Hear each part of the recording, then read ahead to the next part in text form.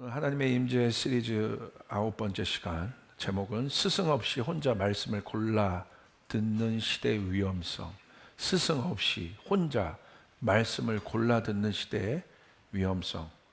하나님의 말씀이 베스킨라빈스도 아니고요. 그렇게 골라 먹는 게 얼마나 위험한지 오늘 말씀을 통해서 최근 주셨던 마음들 좀 같이 나누도록 하겠습니다. 디모데후서 4장 1절부터 4절 우리 함께 봉독하시겠습니다. 시작. 하나님 앞과 살아있는 자와 죽은 자를 심판하실 그리스도 예수 앞에서 그가 나타나실 것과 그의 나라를 두고 엄히 명하노니 너는 말씀을 전파하라. 때를 얻든지 못 얻든지 항상 힘쓰라. 범사의 오래 참음과 가르침으로 경책하며 경계하며 권하라. 때가 이르리니 사람이 바른 교훈을 받지 아니하며 귀가 가려워서 자기의 사욕을 따를 스승을 많이 두고 또 그 귀를 진리에서 돌이켜 허탄한 이야기를 따르리라. 최근 기도할 때 하나님께서 말씀에 대한 부담감을 이렇게 계속 주시는 거예요. 당연하죠. 말씀에 대한 부담감이 있죠.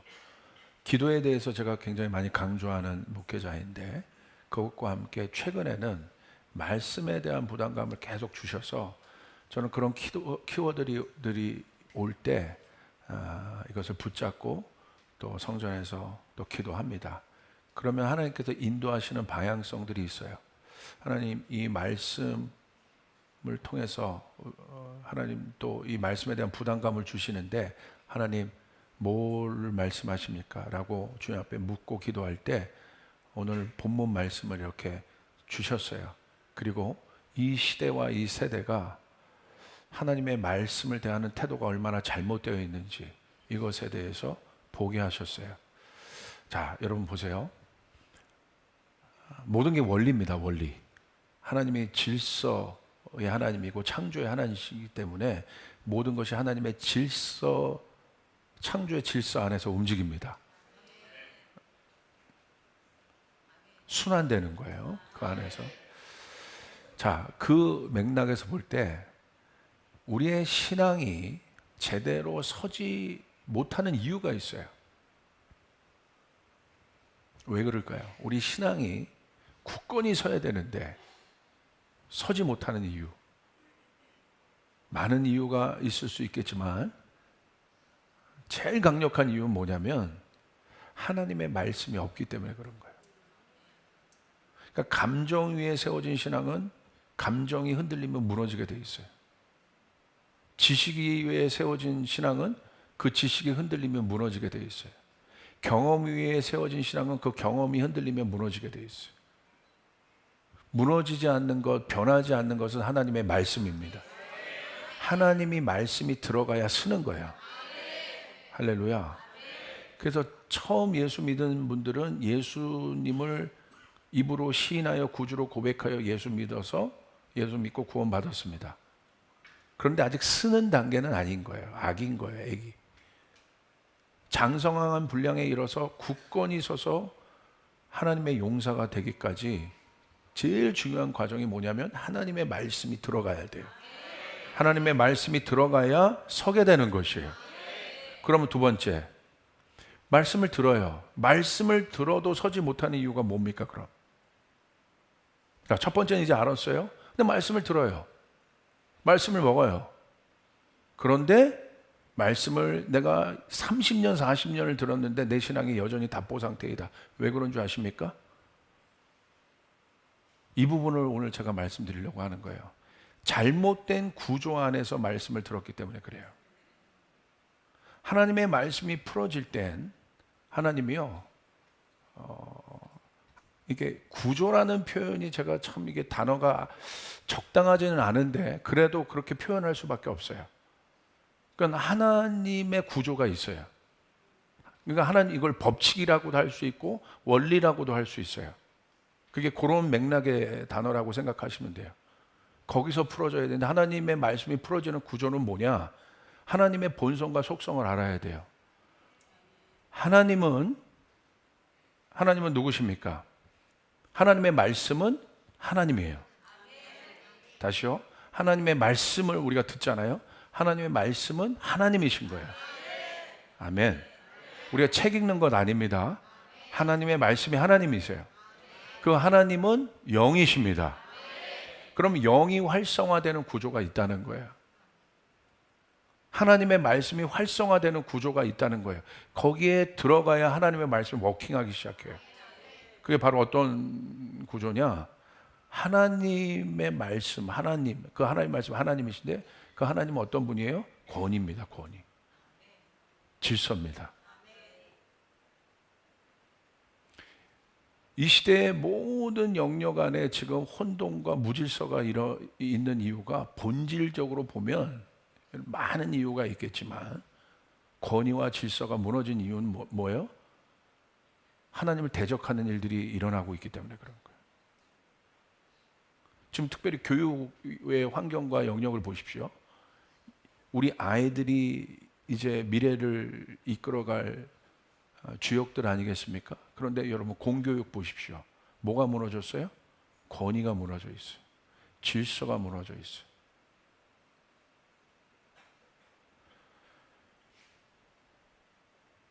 하나님의 말씀도 마찬가지예요. 하나님의 말씀을 듣는데 내 안에 하나님의 말씀이 역사하지 않는다? 잘못된 구조에서 듣기 때문에 그렇습니다. 하나님은요, 그 말씀을 어떤 구조에서 풀어내시냐? 권위 안에서 풀어내세요.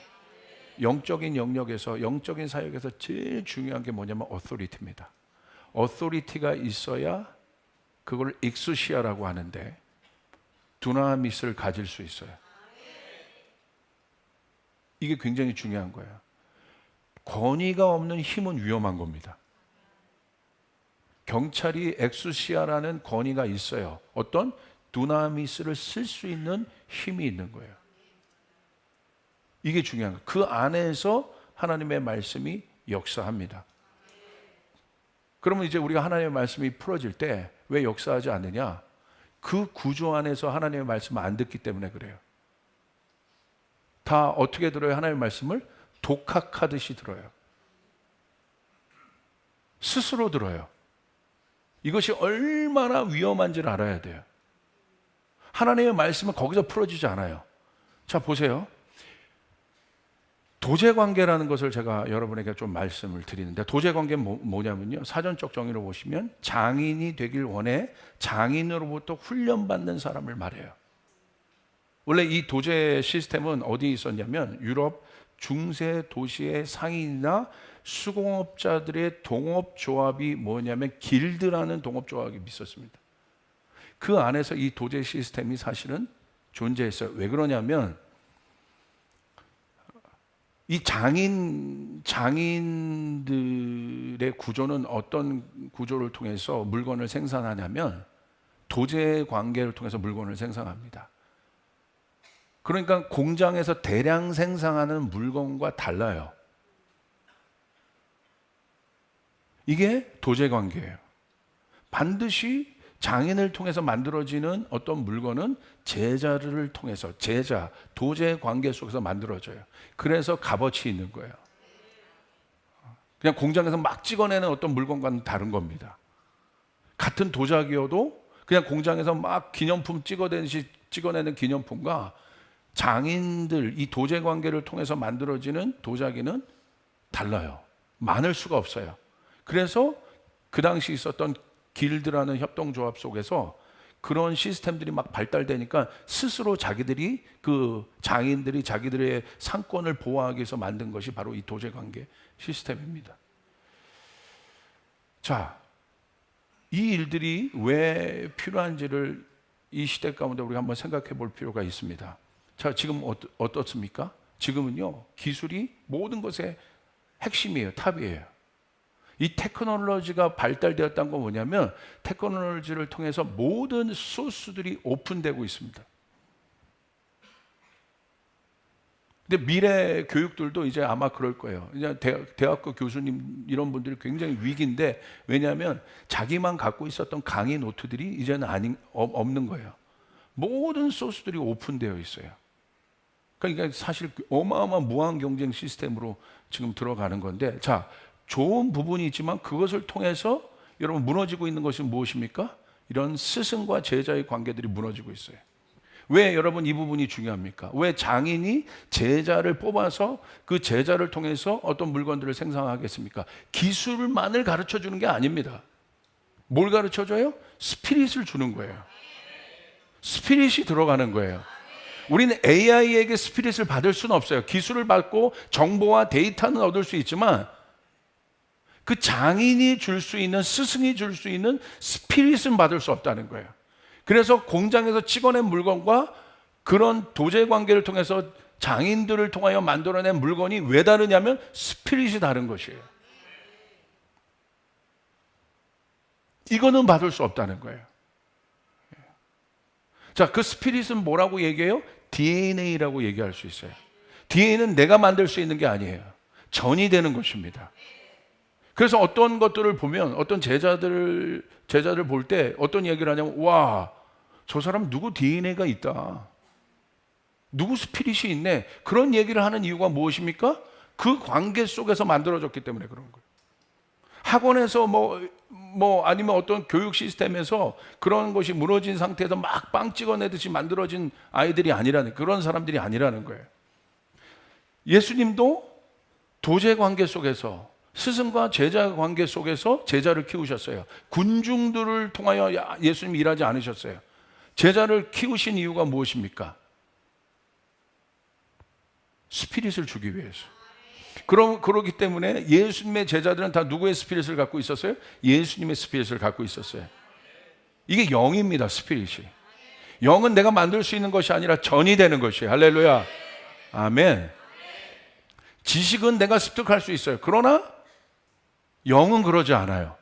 하나님의 영으로부터 오는 것들은 그렇게 받을 수가 있는 것이 아니에요. 반드시 위에서 아래로 전이를 시켜줘야 되는 거예요. 할렐루야. 여러분, 무당들도 보십시오. 무당이 어떻게 만들어져요? 지가 스스로 무당됩니까? 아니요. 위에 무당이 있는 거예요. 스피릿이 전이 되는 거예요. 가짜 무당을 학습무당이라고 해요. 흉내만 내는 무당. 스피릿이 없는 무당. 가짜인 거죠.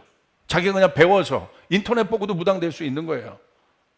영은 그런 것이 아닌 거예요. 여러분, 우리가 어떤 이단이나 그런 악한 이단이나 신천지나, 여기 신천지 없죠? 할렐루야. 갑자기 거기에 빠진 사람들 보십시오. 우리가 이해가 안 되잖아요. 왜 어떻게 저럴 수 있어? 상식 바깥의 일들을 막 하잖아요. 왜 그런 줄 아십니까? 영이 전이 된 거예요. 스피릿이 전이 됐기 때문에 그런 일들이 일어나게 되는 것입니다. 왜 이 부분에 대해서 여러분에게 말씀드리느냐? 하나님의 말씀이 어떻게 되어 있는지, 어떤 구조를 통해서 하나님의 말씀이 우리 가운데 전달되어지는지에 대해서 우리가 명확하게 알아야 우리가 믿음 안에 설 수 있습니다. 할렐루야. 디모데후서 3장 16절부터 17절 우리 같이 한번 읽겠습니다. 시작. 모든 성경은 하나님의 감동으로 된 것으로 교훈과 책망과 바르게 함과 의로 교육하기에 유익하니 이는 하나님의 사람으로 온전하게 하며 모든 선한 일을 행할 능력을 갖추게 하려 함이라. 하나님의 말씀을 적용하면 삶이 변화되는 이유가 바로 위 말씀에 있습니다. 하나님의 말씀의 목적이 있어요. 그게 바로 17절이에요. 어떤 목적이 있습니까? 하나님의 말씀이 우리 안에 들어가면 하나님의 사람으로 온전케 된다. 그리고 하나님의 말씀이 우리 안에 들어가면 모든 선한 일을 행할 능력을 갖추게 된다. 하나님의 말씀이 우리 안에 들어갈 때 어떤 일이 일어나요? 하나님의 사람으로 온전케 되고 모든 선한 일을 행할 능력을 갖추게 되는데, 그것이 어떻게 우리 가운데 하나님의 말씀이 그 목적 가운데 우리를 그렇게 준비시키는지가 바로 16절입니다. 어떻게 되어 있습니까? 모든 성경은 하나님의 감동으로 된 것으로 교훈과 책망과 바르게 함과 의로 교육하기에 유익하나니. 할렐루야. 그냥 되는 것이 아닙니다. 하나님 말씀이 우리 가운데 들어와서 교훈하고 책망하고 바르게 하고 교육합니다. 그렇게 될 때 우리는 하나님의 사람으로 온전케 돼요. 혼자 독학해서 지식 습득해서 내가 변하는 게 아니에요. 혼의 영역이 커진다고 여러분 내가 온전케 되는 것이 아니에요. 한마디로 16절을 말씀드리면 어떤 단어로 정의할 수 있냐면 교육이라고 정할 수 있는 거예요. 하나님의 말씀이 어떻게 우리 가운데 전달되어지느냐? 교육을 통해서. 교육은 여러분 어떤 구조 속에서 이루어집니까? 스승과 제자가 있는 것입니다. 할렐루야. 그 속에서 하나님의 말씀이 전해지는 것이에요.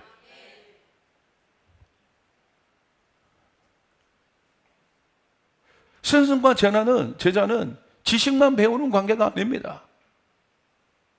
지식도 습득하고 또 여러 가지도 습득할 수 있지만 뭐가 들어오는 거예요? 스피릿이 들어오는 거예요. 여기 음악하는 분들 많죠. 음악하는 분들의 어떤 소망이 있을 거예요. 누구 밑에서 사사받는 걸 중요시 여겨요. 왜 그렇습니까? 기술 배우는 거예요? 그 사람의 스피릿이 들어오는 거예요.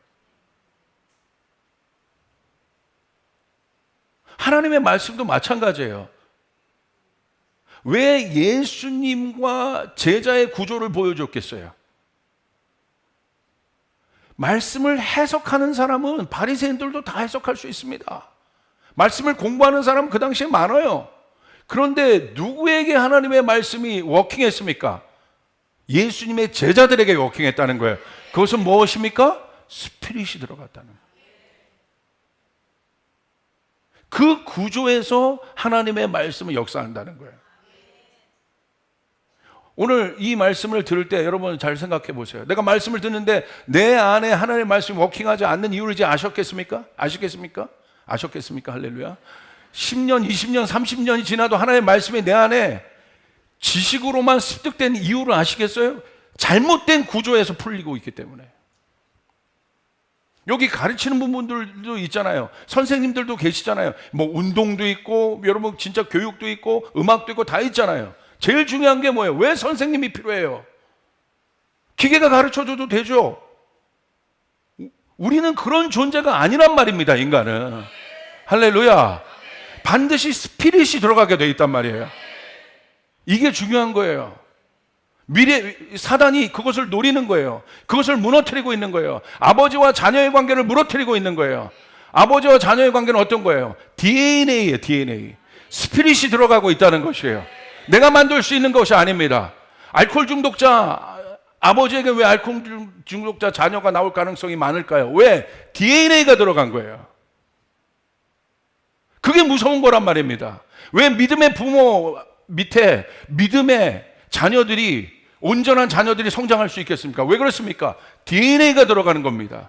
지식을 가르쳐 주는 것이 아닙니다. 그 삶을 통하여 그것들이 들어가게 되는 것이고 다방면의 여러 가지 동감을 통하여 그 일들이 들어가게 되는 것이에요. 할렐루야. 스피릿이 들어간 거예요. 스피릿이. 이게 중요한 거예요. 자, 그런 관점에서 오늘 본문을 썼던 바울이 오늘 본문은 바울이 디모데전서, 디모데후서, 특별히 오늘 디모데후서를 이렇게 대해서 여러분과 나누려고 하는데 이 디모데전후서는 디도서와 함께 목회서신이에요. 바울의 서신 중에. 목회서신은 뭐냐면 목회자에게 쓴 거예요. 그냥 평신도들에게 쓴 것이 아니라 바울은 목회자입니다. 하나님의 말씀을 전하는 사람이에요. 디모데는 누굽니까? 바울의 수제자입니다. 바울과 함께 동역했어요. 근데 지금 상황이 어떤 상황이냐면 바울이 로마 감옥 안에 지금 묶여 있는 상태예요. 그러니까 이 디모데 전후서는 바울의 마지막 서신서예요. 그러니까 이 디모데 전후서는 우리 뭐라고도 얘기하냐면 바울의 유언서라고도 얘기합니다. 그걸 누구에게 썼어요? 그럼 제자에게 지금 쓴 거예요. 사람이 죽기 전에 말하는 것이 유언이라고 하잖아요. 근데 이 유언이 왜 중요합니까? 제일 중요한 걸 얘기했다는 거예요. 그래서 디모데 전후서가 중요한 거예요. 바울이 생각할 때 죽기 전에 자기가 생각할 때 자기가 사역도 해보고 여러 가지 많은 경험을 했는데 그 모든 그 바울의 안에 있는 그것들을 유언에 담아서 누구에게 한 겁니까? 지금 디모데에게 하고 있는 거예요. 바울이 지금 상황을 보면 사슬에 매여 있는 그런 최악의 상황입니다. 근데 지금 이 시대의 상황이 어떤 상황이었냐면 네로 황제가 거기 로마에 화재가 있었지 않습니까? 그 공격이 누구에게 가기 시작했어요. 부분적 탄압이 있었는데 그것을 이제 기독교인이 했다는 이 계략으로 인해서 이 로마 시대에 지금 바깥에 기독교를 향한 어마어마한 외부적 탄압이 증가되고 있는 그때, 그리고 내부적으로는 교회 안에 이단들이 판치고 있는 때입니다. 바로 그 절대절명의 위기의 상황 속에서 바울이 감옥에 있으면서 디모데에게 이 유언서를 쓰고 있는 것입니다. 무슨 얘기를 했을까요? 어떤 것을 디모데에게 부탁했을까요? 그것이 바로 오늘 본문의 말씀입니다. 오늘 본문을 통해서 여러분 우리가 깨달아야 될 것은 아주 중요한 것을 얘기하는데, 바울과 디모데의 관계가 어떤 관계인지에 대해서 우리가 먼저 설정하고 가야 돼요. 바울과 디모데의 관계는 어떤 관계입니까? 스승과 제자의 관계입니다. 스승과 이 제자의 관계 속에서 바울이 그 속에서 하나님께 받은 말씀들을 풀어내고 있습니다. 1절 우리 한번 같이 보겠습니다. 하나님 앞과 살아있는 자와 죽은 자를 심판하실 그리스도 예수 앞에서 그가 나타나실 것과 그의 나라를 두고 엄히 명한다. 엄히 명한다라는 표현을 쓰고 있습니다. 1절에 보면 엄히 명한다는 표현인데, 이 말은 지금 말하는 것을 디모데가 반드시 기억하라는 거예요. 디모데야, 기억해라. 내가 아주 중요한 얘기를 너에게 하고 있는 거야. 기억해야 돼. 그게 바로 엄히 명한다는 거예요. 그냥 흘려듣지 마. 여러분 오늘 제 설교를 흘려듣지 마시길 바랍니다. 일부 예배 때도 제가 너무 부탁드리며 말씀을 전했어요. 기도하는데 이 시대에 우리가 말씀을 어떻게 대하느냐에 대한 하나님의 강력한 제안에 권면이 있었어요.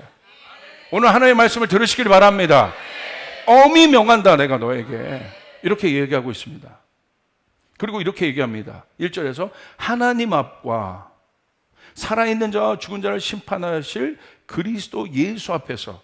그러니까 무슨 말이에요? 내가 지금 하고 있는 건 내 머리에서 나오는 개똥 철학이 아니야. 내 생각을 얘기하고 있는 게 아니야. 디모데야, 명심해서 들어. 하나님 앞과 다시 오실 심판하실 그리스도 앞에서 내가 너에게 하는 것이야.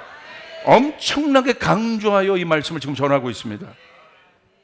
그러면서 여러분 1절 또 한번 또 보시길 바랍니다. 두 번째, 살아있는 자와 죽은 자를 심판하실 그리스도, 그리고 그의 나타나실 것과 그의 나라를 두고, 이런 말을 바울이 적습니다. 심판자 예수 그리스도와 재림주 예수 그리스도를 지금 언급합니다. 자, 보세요. 살아있는 자와 죽은 자를 심판할 그리스도, 이것은 뭘 말하냐면 여기에 해당 안 되는 사람들이 있어요? 없다는 거예요.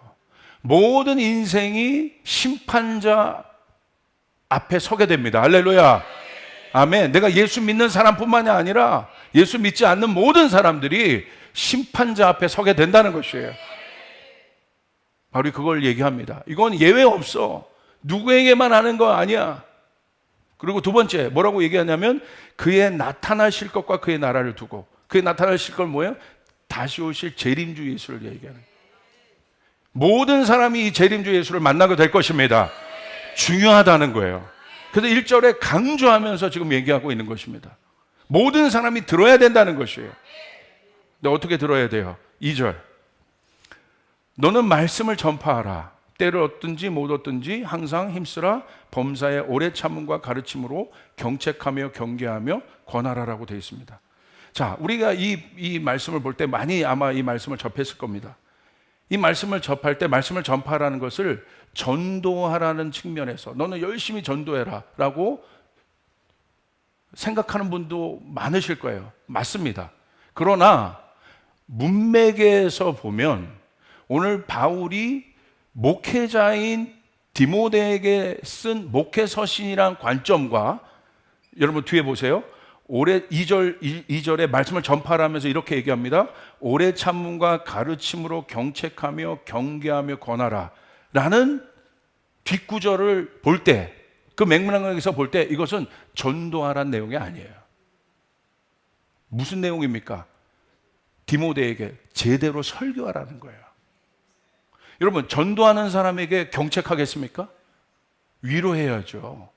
처음 전도하는 사람에게 여러분 사랑하는 말을 해야지 경계하는 말을 하겠습니까?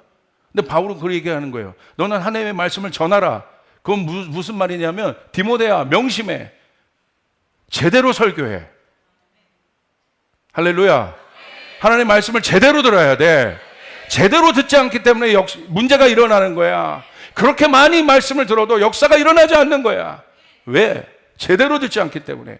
오늘 바울이 얘기하고 있는 거예요. 제대로 말씀을 전해라. 그 당시 교회에게 제대로 말씀을 전해라. 할렐루야. 그것이 더 맞아요. 그러면서 뭐라고 얘기합니까? 말씀을 전할 때 제대로 말씀을 너는 설교해야 되는데 어떻게 설교해야 되냐? 이 문제 때문에 도제 관계가 필요한 거예요. 스승과 제자의 관계가 필요한 거예요. 뭐라고 얘기합니까? 경책하라. 경책한다는 건 뭐예요? 원어적인 뜻으로 보면 정신을 차리도록 꾸짖는 거예요.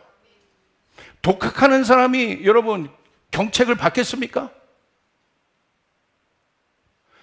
자기가 원하는 말씀 골라 듣는 사람이 경책함을 받겠어요? 하나님의 말씀의 구조는 그렇게 풀리는 것이 아니라는 거예요. 뭐라고 얘기해요? 경책하다, 책망하다. 이 말은 하나님의 말씀을 통해 자신이 어떤 잘못을 했는지를 분명히 알게 하라는 거예요. 너는 교인들에게 말씀을 전할 때 경책해야 돼. 그냥 그들의 귀를 긁어주는 메시지만 하는 게 아니야. 그들이 원하는 메시지만 던져주는 것이 아니야. 하나님의 말씀은 우리를 온전케 합니다. 성령의 능력을 행할 수 있는 준비를 하게 합니다. 그럼 우리가 준비되어져야 하는 거예요. 여러분 믿습니까? 그러면서 뭐라고 그래요? 경책하라. 그리고 뭐라고 얘기합니까? 경계하라. 경계는 뭐냐면 주의를 주는 거예요. 위험한 상황이나 환경에서 특별히 깨어있도록 주의를 주는 것이 경계하라는 것이에요. 오늘 바울은 왜 디모데에게 하나님의 말씀을 제대로 설교하라고 강조하고 있습니까? 여러분이 하나님의 말씀을 받을 때 스승과 제자의 구조에서 하나님의 말씀을 받고 있습니까? 아니면 그것 없이 스스로 하나님의 말씀을 골라받고 있습니까? 민감한 질문이에요.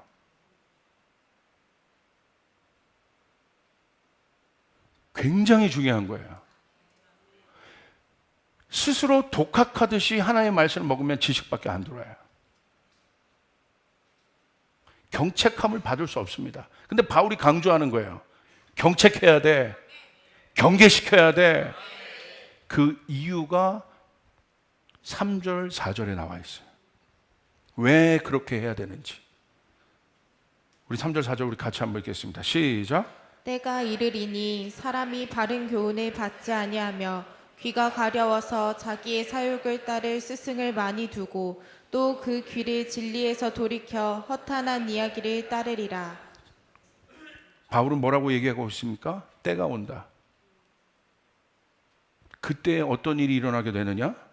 사람들이 바른 교훈을 받지 아니하고 귀가 가려워서 자기의 사욕을 따를 스승을 많이 두는 때가 온다. 때가 온다. 그때는 어떤 때냐? 하나님의 말씀을 듣는데 귀를 진리에서 돌이켜 허탄한 이야기를 듣듯이 하나님의 말씀을 듣는 때가 온다. 이때 너는 하나님의 말씀을 똑바로 설교해야 되는데 어떻게? 경책해야 한다. 경계해야 한다. 깨어있게 해야 한다. 할렐루야. 바른 교훈이란 건 여러분 뭘 말하는 거겠습니까? 건강한 교훈을 말하는 거예요. 타락하지 않은 교훈, 썩지 않은 교훈. 그게 바른 교훈이에요. 원어적으로 건강하다는 뜻이에요. 바른 교훈을 받지 않는다는 건 뭐냐면요, 쉬운 메시지를 듣는다는 거예요. 여러분, 좋은 약이 써요, 달아요? 목사님, 요즘 좋은 약은 달기도 합니다. 그렇게 말하면 할 말 없어요. 그렇게 말씀하실까 봐. 그 관점으로 제가 여러분에게 말씀드리는 거 아니잖아요. 피가 되고 살이 되게 하는 하나님의 말씀이 아니라 가려운 귀를 긁어주는 말씀만을 듣기 원해요. 그때가 온다는 거예요. 저는 이 말씀을 보고 깜짝 놀랐어요. 그래서 하나님이 이 말씀에 대한 부담감을 계속 주셨구나. 이 시대 어떻습니까?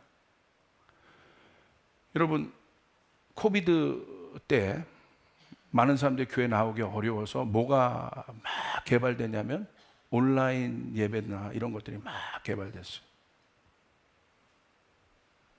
하나님이 그 영역을 통해서 분명히 하나님이 일하셨고 하나님이 역사하셨습니다. 그리고 그때 유튜브를 안 하는 교회가 없을 정도로 다 유튜브를 할 수밖에 없게 되었어요. 저희 교회도 원래 그런 쪽에 신경을 안 썼습니다. 원래 미디어 쪽에 굉장히 강한 교회지만 여러분 보세요. 저희가 유튜브나 이런 거 해본 적이 없어요. 근데 언제 했어요? 코로나 때 했어요. 왜 했냐면 어쩔 수 없어서 한 거예요. 교회를 못 나오니까. 자, 그거를 통해서 저희가 또 열심히 했습니다. 그런데 한 몇 년 지나고 나서 보니까 어떤 풍조들이 이렇게 보이냐면 하나님의 말씀을 골라 듣는 사람들이 생겨나기 시작한 거예요. 자기의 귀를 긁어주는 메시지를 듣는 거예요. 그러면서 이렇게 와서 교회 와서 이렇게 판단합니다. 여기는 내가 원하는 메시지 안 하네. 그게 뭡니까? 그래서 바울이 얘기하는 거예요. 뒤에 뭐라고 얘기하냐면 3절 보세요. 귀가 가려워서 자기의 사욕을 따를 스승을 많이 둔다. 여러분, 스승이 제자를 두는 거죠. 제자가 스승을 둡니까? 엄청난 말씀 아니에요? 제자는 그 권리가 없어요. 따라가는 사람이지. 할렐루야. 그런데 바울이 권면하고 있는 거예요. 그때가 온다. 어떤 때예요? 자기 사욕. 어떤 사람은 그것이 정말 기복적인 메시지일 수도 있고, 어떤 사람은 자기가 원하는 어떤 메시지일 수도 있어요. 성경은 그걸 듣는다고 해서 내가 여러분 좋아졌다? 내가 십자가 메시지를 맨날 듣는다고 해서 내가 십자가의 능력이 나에게 있다? 천만에. 왜 바울이 그 얘기를 했냐는 거예요. 자기 소욕을 따라, 자기 사욕을 따라 스승을 많이 뒀다는 건 뭐냐면 쌓아둔다는 거예요. 제가 그 전에는 그걸 몰랐어요. 이 시대를 이렇게 다 보는데 정말 많은 사람들이 말씀을 듣거든요. 특별히 유튜브 이렇게 조사를 해보면요, 젊은 사람들은 말씀 많이 안 들어요. 젊은 사람들은 찬양을 많이 들어요. 그리고 숏 메시지 이런 거 하여간 이따 3부 때 이제 끝내게 모르겠습니다. 할렐루야. 이건 또 그거예요. 대부분 유튜브에서 말씀 제일 많이 듣고 그런 기독교 컨텐츠 보는 분이 5, 60대예요. 사실 이 어르신들 5, 60대 이 장년들은요, 우리나라의 한국교회 기둥과 같은 세력이래. 중요한 분들입니다. 그런데 그 어떤 때보다도 하나님의 말씀이 이렇게 많이 쏟아지고, 유튜브 안 하는 교회가 없잖아요. 그 어떤 때보다 하나님 말씀이 이렇게 많이 공급되어지는데 왜 교회는 약해지냐는 거예요. 왜 우리의 믿음은 약해지냐는 거예요. 뭔가 아는 거는 많아. 왜 교회는 하나 되지 못합니까? 자기를 실제적으로 공동체 안에서 부인하는 사람들이 왜 안 나옵니까? 벌써 들어가면 나랑 틀린 말하면 벌써 이렇게 경계하는 거예요. 그 악한 습관이 도대체 어디로부터 온 겁니까? 공동체에서 왜 죽지 못합니까?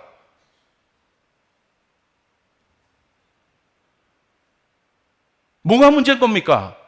하나님의 말씀이 문제입니까? 말씀이 되신 예수 그리스도, 그분은 죽었어요. 할렐루야. 죽음으로 우리를 살려냈어요.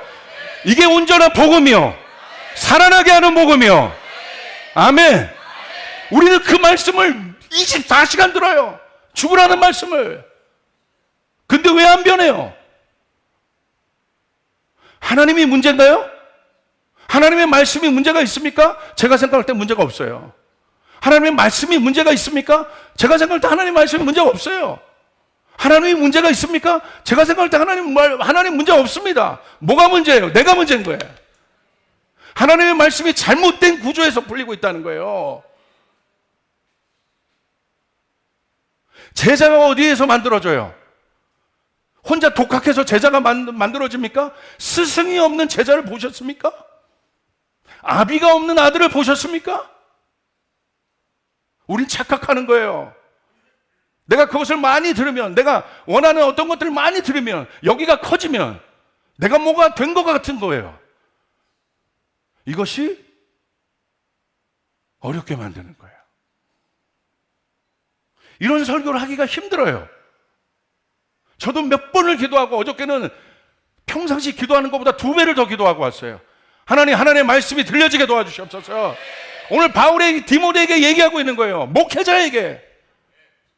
말씀을 전하는 건 전도하라는 것이 아니라 제대로 설교해. 권면해. 경책하라. 누가 권면하고 경책할 수 있어요? 스승이 있어야. 너 왜 네가 원하는 것만 듣니? 귀를 긁어주는. 그러면 들어와서 판단하는 거죠. 여기는 내가 원하는 메시지 안 하네. 여기는 뭐 이스라엘 메시지 안 하네. 여기는 무슨 메시지 안 하네. 자기가 스승을 두는 거예요.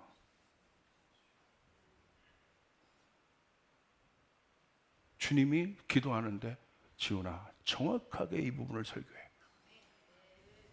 오늘 이 설교를 듣고 변하는 사람들이 일어날지어다. 일어날지어다. 제자들이 일어날지어다. 여러분이 묻습니다. 여러분에게 스승이 있습니까? 그 스승은 어떤 사람이에요? 경책하는 사람이에요. 그 경책을 통해서 내가 어떤 잘못을 했는지 깨워주는 거예요. 권면하는 거예요. 만나야 돼요. 함께 해야 돼요. 이것들이 이런 기류가, 말씀을 듣는 기류가 한국교회에 이렇게 퍼지기 시작하니까 어떤 일이 나기 시작해요? 무교회주의자들이 나오기 시작해요. 교회론이 깨어지기 시작해요. 그럼 나중에 가면요, 교회 필요 없다고 얘기해요. 이제 왜 모이냐고 얘기해요. 개인주의가 극대화돼요. 자기가 죽지 않은 단체는요, 모여도 소용없어요. 모이면 다 되는 게 아니에요. 자기가 죽은 사람들이 모이는 거예요. 할렐루야. 그것이 교회입니다. 여러분, 이제 흐름을 보세요. 왜 하나님께서 지속적으로 저희 교회 가운데 리뉴 마인드를 선포하고 케노시스를 선포하고 어린 양의 메시지를 줘서 우리를 준비시킬까요? 진짜 성령의 역사가 이 교회 가운데 일어나기 위해서. 할렐루야. 진짜 제자들이 일어나기 위해서. 아멘. 제가 일부 예배 때는 거의 어르신들이 오니까 제가 그런 얘기를 했어요. 두렵고 떨리는 마음으로 말씀드립니다. 어르신들 변하시겠습니까? 우리 장년부들 변하시겠습니까? 청년들은요, 솔직히 고백하면 제가 좀 강하게 할 수 있어요. 솔직하게. 왜? 일단 나이로 먹고 가는 거 아니, 뭐 한국은 민증 이게 그런 차원은 아니. 그래도 얘기할 수 있어요. 그렇게 하면 안 돼. 그런데 사역 많이 했다는 분들, 그래도 어디에서 내가 한 타이틀 좀 가졌다는 분들, 내가 어떤 경험 좀 했다는 분들, 이분들에게 말하기는 진짜 어려워요. 혼자 유튜브 보면서 혼자 신앙 싸움하는 분들에게 경책하기란요. 여러분, 제가 이 말하면 저 사람 교회 떠날 수도 있는데 그게 먼저 생각이 되어져요. 이 사람 들을 수 있을까? 오늘 디모데에게 바울이 강조하고 있는 거예요. 내가 너에게 엄히 명한다. 이 말씀 선포해라. 말씀을 선포해라. 제대로 설교해라. 경책하여 권면하라. 아멘. 우리 장년부에게 묻습니다. 여러분, 그렇게 말하면 여러분 바뀌십니까? 아멘? 그게 문제인 거예요. 하나님의 말씀을 들어서가 문제가, 못 들어서가 문제고 듣고 못 듣고의 문제가 아니라 스승에게 듣지 않기 때문에. 예수님의 제자들이 예수님의 말씀을 누구에게 들었어요? 스승인 예수님에게 들었어요. 바울은 예수님의 제자예요. 바울의 메시지를 누구에게 들었어요? 누가 들어요? 디모데가 들어요. 제자가 들어요. 하나님의 말씀이 그렇게 전달되어진다는 거예요. 군중들도 예수님의 말씀을 들었는데 왜 군중들에겐 역사가 일어나지 않습니까? 제자 관계가 아닌 거예요.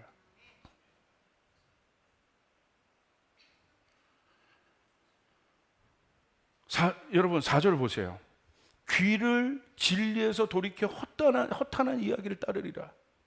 무슨 말이겠습니까? 허탄한 이야기는요, 원어로 보면 신화를 말하는 거예요. 신화는 어떤 거예요? 허구적인 이야기예요. 허구적인 이야기를 따른다는 거. 무슨 말이냐면 허구적인 이야기가 재밌죠. 여러분 얼마나 재밌습니까? 신화가. 그리스 신화 얼마나 재밌어요. 왜? 그리스 신화가 그냥 재밌는 이유는 적용 안 해도 되거든. 재밌지. 재미로 볼 수 있죠. 재미로 들을 수 있죠. 근데 하나님의 말씀은요, 밋밋해요. 이거 해라, 기도해라, 말씀 봐라. 마치 아버지가 자녀에게 잔소리하듯이. 이거 하지 마, 뭐 하지 마, 이거 해. 얼마나 힘듭니까? 재밌어요? 바울은 그것을 본 거예요. 귀를 진리에서 돌이킨다. 다시 말하면 진리로 여기지 않는다는 건 따르지 않는다는 거예요. 적용하지 않는다는 거예요. 그리고 허탄한 이야기를 따르리라. 허탄한 이야기는 신화를 꾸며진 이야기예요. 얼마나 재밌습니까?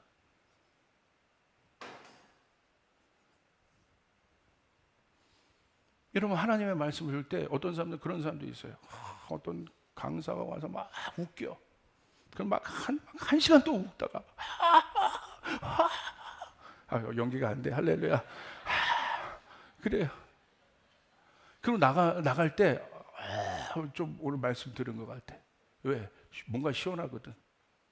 그거는요, 변비 환자가 들코락스 먹고 그냥 똥 싼 거야. 들코락스 너무 정당하게 얘기해서. 근데 또 쌓여요. 그게 해결이 아니란 말이에요.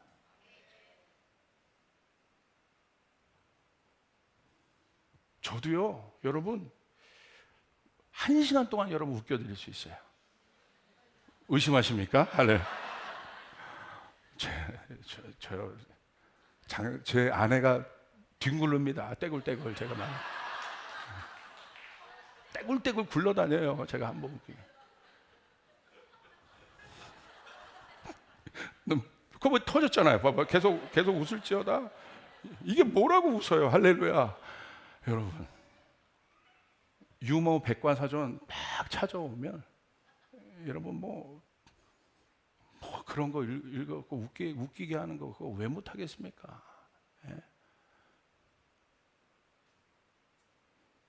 여러분 제가 한번 여러분에게 힌트를 드릴게요. 인천 앞바다의 반대말이 뭐예요? 인천 앞바다. 인천 엄마다. 지금 막 물어보는 사람들 그거 뭐야? 인천 앞바다? 근데 인천 엄마다. 즉흥적으로 제가 성령 받지 않고 나온 여러분, 내가 한번 여기서 이게 감정적으로 한번 웃었다고 그게 역사냐 이거. 한 번은 어떤 감정적인 해결이 있어도 서지 못한다 이거예요. 내가 하나님의 말씀을 듣고 쓰려면 스승으로부터 들어야 돼요. 할렐루야. 아멘. 그래야 교회가 세워집니다. 공동체가 세워집니다. 그런 사람이 이 교회에 많아야 돼요. 그러면 내 앞에 있는 스몰 리더도 스승인 거예요. 때로는 미성숙할 수 있어요. 그러나 주께서 공동체에서 세워준 건이기 때문에 듣는 거예요. 그거 연습하는 겁니다. 그리고 본인이 리더가 될 수 있고 사역자도 될 수 있어요. 그러면 그 사람이 또 그 권위를 배웠기 때문에 좋은 팔로워가 좋은 리더가 되고 좋은 제자가 좋은 스승이 되고 좋은 아들이 좋은 아버지가 됩니다. 할렐루야. 아멘. 믿습니까? 그거예요. 하나님은 권위시기 때문에 그 구조에서 하나님의 말씀도 권위이기 때문에 거기서 역사가 일어나게 되는 거예요. 벌써 이런 얘기하면 이제 개인주의 시대잖아요. 그럼 벌써 불편해지기 시작해요. 알겠는데. 근데 여기서는 아멘 하지만 이것이 현실적으로 여러분의 스몰에 여러분의 부서에서 일어나 보십시오. 올라오는 겁니다. 이제 거기서 내가 죽는 거예요. 똑똑해서 따르는 게 아니에요. 그 사람이 나보다 월등해서 따르는 게 아니에요. 그리스도를 닮아가기 때문에 따라가는 거예요. 할렐루야. 그때 공동체가 만들어지고 거기서 결국 나는 성장해요. 그런 관점에서 보면 저는 좋은 사역자가 아닙니다. 부족합니다. 제가 감히 이런 말씀을 제가 제 의로 어떻게 전할 수 있겠습니까? 제가 잘해서 이런 말씀을 전하겠습니까? 바울처럼 디모데에게 내 중심 안에 있는 피 끓는 호소를 하는 겁니다. 우리가 이 부분을 넘어가지 않으면 우리 교회에 진정한 제자가 나올 수 없다. 할렐루야. 우리가 그렇게 되기를 바랍니다. 아멘. 그렇게 될 때 우리 자녀들이 쓰게 되는 거예요. 이 아이들이 세상을 바꾸게 되는 겁니다. 그리고 세상의 모든 문제는 혼돈입니다. 메시아죠. 막 으깨져 가고 있어요. 그래서 이런 구조에서는 어떤 것도 쓸 수 없어요. 여러분의 비즈니스 쓸 수 없어요. 안 써져요. 여러분의 자녀 못 씁니다. 근데 어떤 사람을 세울 거냐? 하나님의 말씀이 들어간 사람에게. 그 사람에게 비즈니스가 세워지게 될 것이고, 일터가 세워지게 될 것이고, 할렐루야. 자녀가 세워지게 될 것이고, 그 일들이 일어나게 될 것입니다. 믿으신 분은 하나님 앞에 영광의 박수를 올려드리겠습니다. 아멘. 아멘. 우리 부모님들 이렇게 보실 때 어떤 자녀가 이쁩니까? 샤넬백 사주는 자녀가? 할렐루야. 그것도 괜찮을 수 있어요. 그런데 진짜 이쁜 자녀는 어떤 자녀예요? 아버지 마음을 아는. 그리고 제가 예전에는 아버지 말을요 사사건건 반대했어요. 어느 정도인지 아시겠죠? 조나단 목사는요 그 빈틈을 트고 나서 항상 순종하는 모습을 보였지만, 저는 사사건건 반대하고 부딪히고 반골 기질이 있어가지고 얼마나 싸웠는지 몰라요. 아버지랑도 아버지 막 목회를 그렇게 하면 그러니까 개척교회지 막 이러면서 막. 지금 거기에 막 힐송처럼 예배를 해야 될 거 아니야. 30명 모인 개척교회에서 트렌드를 모르네 아버지 막 이러면서 그랬어요 막. 그런데 제가 개척하고 한번 철이 들더라고요. 한 영혼 오는 게 그렇게 귀한 거예요. 아, 내가 철없었구나. 내가 아버지의 스피릿을 받지 못했구나.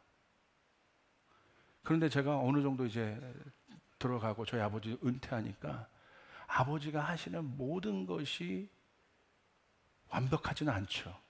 때로는 어거지스러운 것도 있고 그렇게 보이죠. 그런데 제가 이제 어떻게 하는 줄 아십니까? 아버지 원하는 대로 하십시오.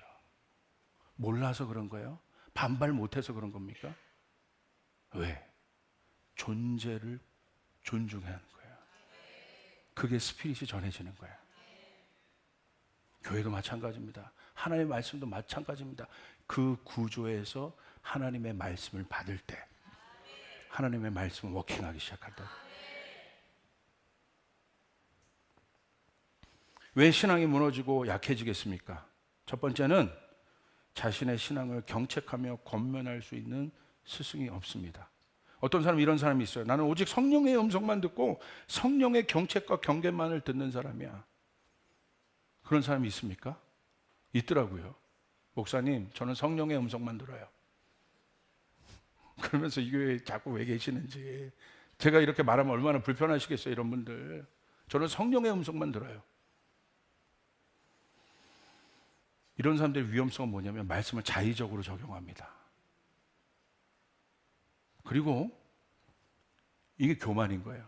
자, 보세요. 예수님도 그 구조에서 말씀을 전하셨어요. 디모데도 그 구조에서 말씀을 들었어요. 바울도. 우리가 예수님보다 디모데보다 바울보다 월등합니까? 그들도 그 구조에서 말씀을 들었는데 그런 분들이 있을 수 있어요. 내가 바울과 디모데보다 월등하다 하는 분들을 위로 손을 드세요. 할렐루야. 아무도 없잖아요. 없잖아요. 없잖아요. 그러기 때문에 우리는 이 구조에서 말씀을 들어야 된다는 거야. 할렐루야. 아멘.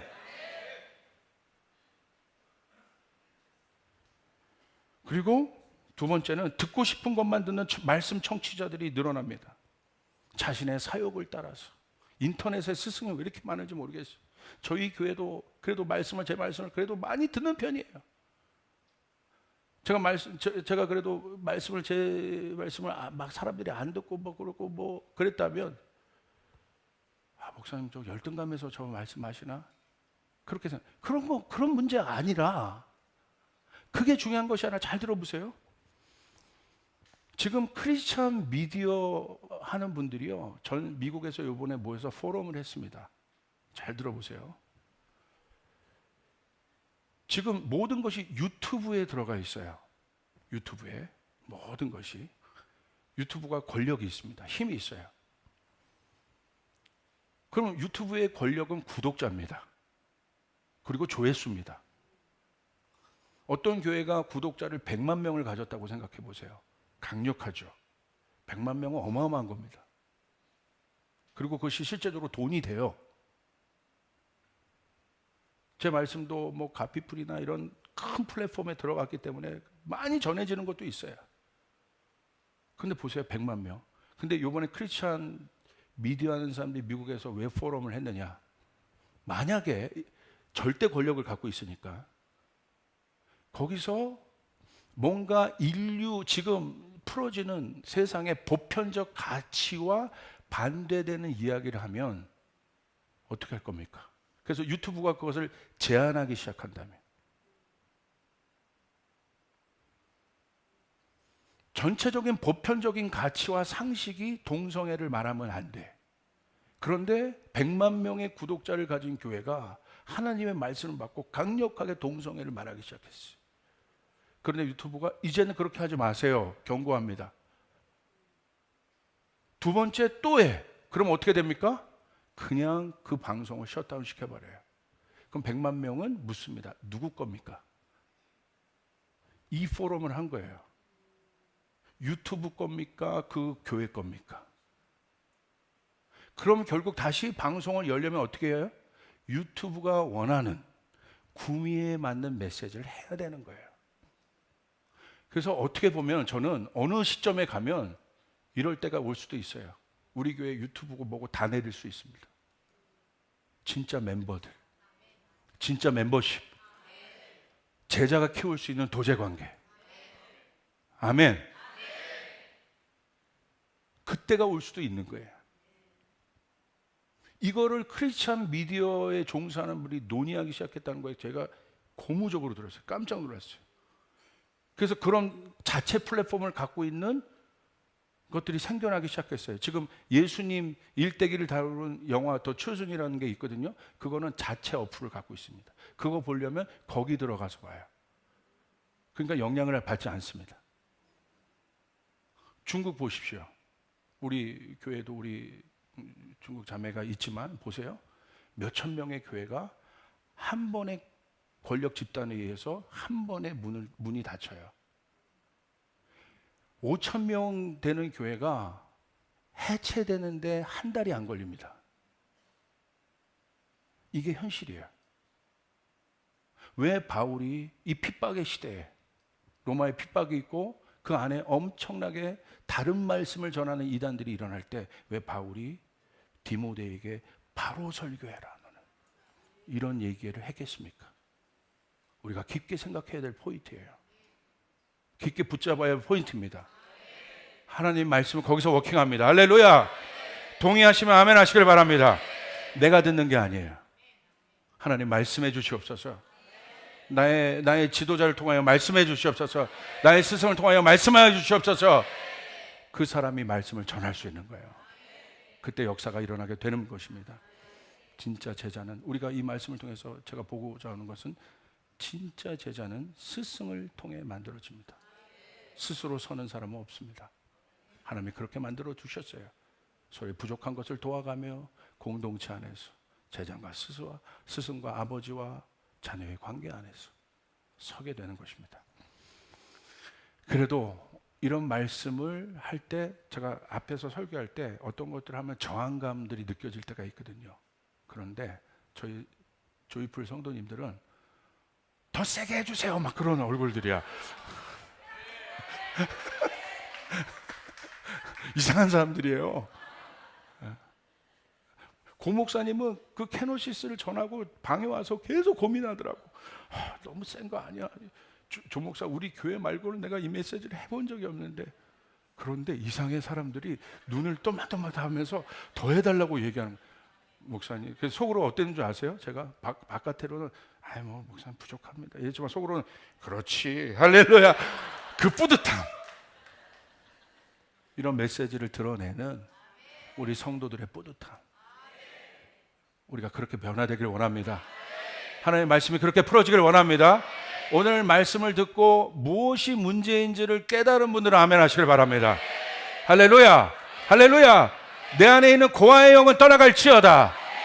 내 안에 있는 잘못된 권위들은 떠나갈지어다. 물론 이런 분들이 있습니다. 잘못된 권위자를 통해서 들었던 상처, 아픔들이 있는 분들이 있습니다. 그렇다 치더라도 우린 케노시스와 또 니누마를 통해서 또 제가 계속 여러분에게 말씀한 걸 통해서 여러분에게 말씀드렸어요. 새 것이 일어나려면 과거의 것들을 지워내야 돼요. 하나님, 그리고 이제 그곳에 묶여서 사는 것이 아니라 하나님, 이 새로운 공동체에서 새로운 일들이 세워지게 도와주시옵소서. 그래서 목사님을 위해서도 기도하는 것입니다. 여러분 리더들을 위해서 기도하는 것입니다. 하나님 붙잡아 주시옵소서. 우리 함께 이 일들을 세워가는 것이에요. 하나님 나라가 실제가 되는 것을 보기 원하는 것이에요. 믿으시며 아멘 하시길 바랍니다. 아멘. 그렇게 달려갈 수 있는 저희들 되시길 바랍니다. 우리 주님께 영광의 박수 올려드리겠습니다.